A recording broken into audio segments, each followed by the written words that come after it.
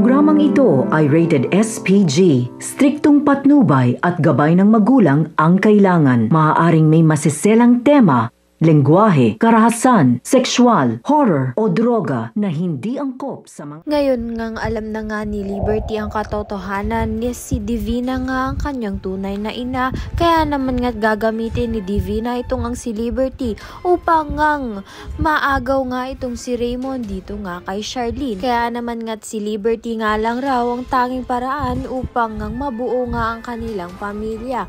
Ngunit hindi naman nga si Raymond ang tunay na tatay nga nito ni Liberty. Sa kabilang banda naman nga matanggap pa nga kaya ni Princess itong ang si Dado. Ngayon ngay alam na nga niya rin ang katotohanan tungkol nga sa pagkatao niya na matagal ngang pinagtatago nga nito ni Dado. Alam na nga ni Princess na inuampun nga lang siya ni Dado. Ngunit hindi pa nga alam ni Princess na si Charlene nga ang tunay niya ngang ina.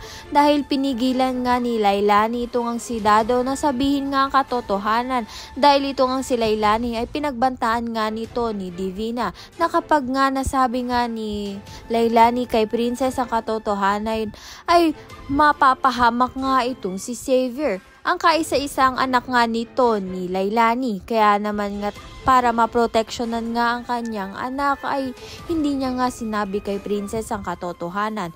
Ngunit ito ngang si Princess ang makakaalam ng katotohanan. Ano kayang magiging reaksyon ni Princess pag nagkataon na malaman nga niya na si Charlene nga ang tunay niyang ina at maagaw pa nga kaya ni Divina itong ang si Raymond. Ngayon ngang bantay-bantay na nga siya dito kay Charlene.